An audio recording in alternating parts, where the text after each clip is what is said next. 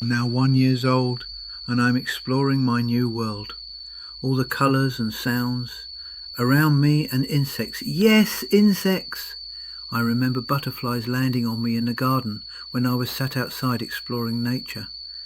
But it was strange because when this happened, I was suddenly picked up and taken inside. I never had no friends, so I was pretty isolated for a lot of my childhood. So I was put in a crib, not allowed out. People came in and looked at me like I was some type of exhibition item, all the time wondering, what have I actually done to be in here? I heard a load of noise but clearly couldn't understand what was being said to me. I cried to be picked up, but nobody answered, so I just sat there day after day, wondering what have I done that was so bad to be ignored and not loved.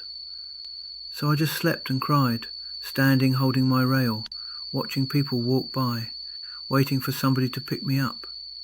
It never happened. I was only changed and fed. Sometimes I wasn't even that. One thing I remember, I was in front of a window and I could see the stars, and I felt calm when I saw these. I just looked up at them and fell asleep. It was comforting. A couple of years went by. Because I was lonely, I imagined a friend, because I had no real friends. I even never had any toys.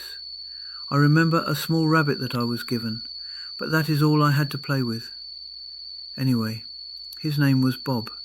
He told me never tell anybody.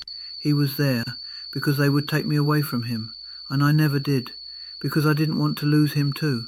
He was my only friend. I was around 5 now, and I learnt that my parents were not my parents. They were my grandparents, not my real parents. I never saw my real mother too, later on in my life. However, my father was my grandmother's son, but this is for later on in the story. I told Bob this, and he said he knew, and I am okay.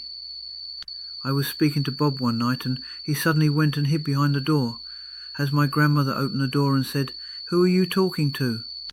I said, "Nobody." She closed the door and said, "Go to sleep." That night something happened that I have never forgot.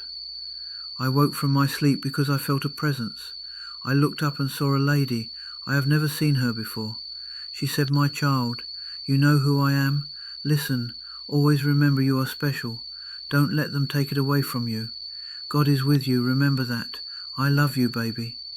She then disappeared. I woke that morning trying to remember my dream. Bob said it wasn't a dream. Anyway, I went to the bathroom to brush my teeth and freshen up, like I did every morning. I heard the phone ring downstairs.